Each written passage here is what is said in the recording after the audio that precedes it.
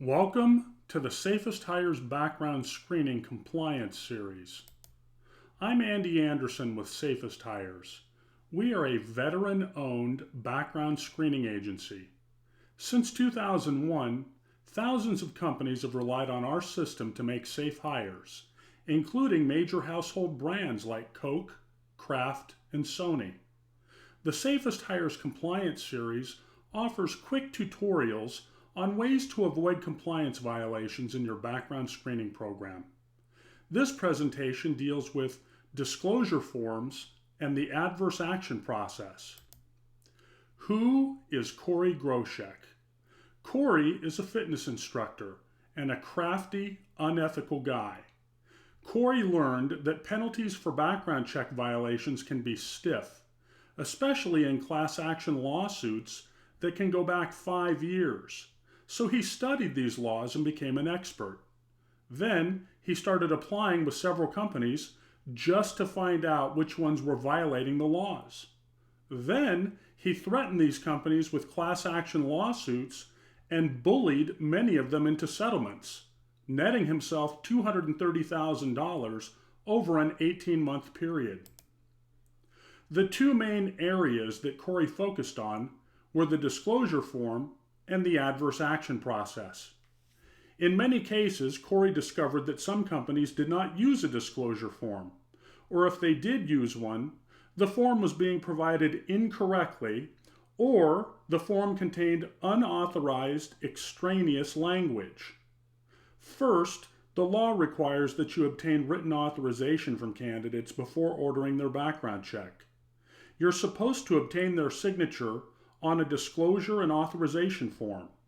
The form is supposed to be given to the candidate as a stand-alone document. It can't be stapled to other documents, it can't be printed on two-sided documents with other forms, and it can't even be included in an envelope or folder with other documents. Second, the form must not contain extraneous language.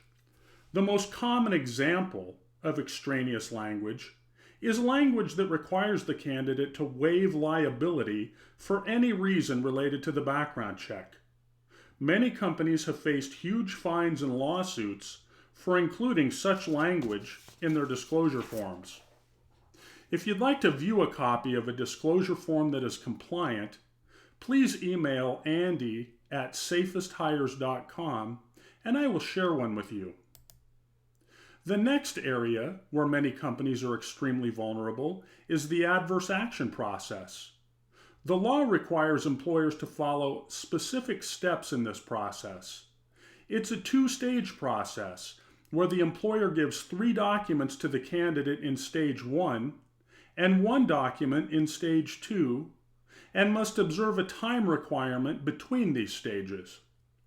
In stage 1, the employer provides a letter to the candidate stating that information has been revealed in the background check which might result in disqualification. The letter should state that the candidate has 5 days to respond to the letter from the date they received the letter. The second document in stage 1 is a copy of the Fair Credit Reporting Act Summary of Rights, which is the candidate's legal rights in relation to employment background checks. And the third document is a copy of the completed background check. If the candidate fails to respond, or if their response is not satisfactory, then the employer would move to stage 2, where a letter is sent to the candidate informing them that they have been disqualified based on information in the background check. Our screening system includes features that make this process easy. But even if your screening vendor does not assist with this process, it is still legally required and liability covers all violations dating back 5 years. Thank you for watching the SafestHires Background Screening Compliance Series. If you have any questions, please email me.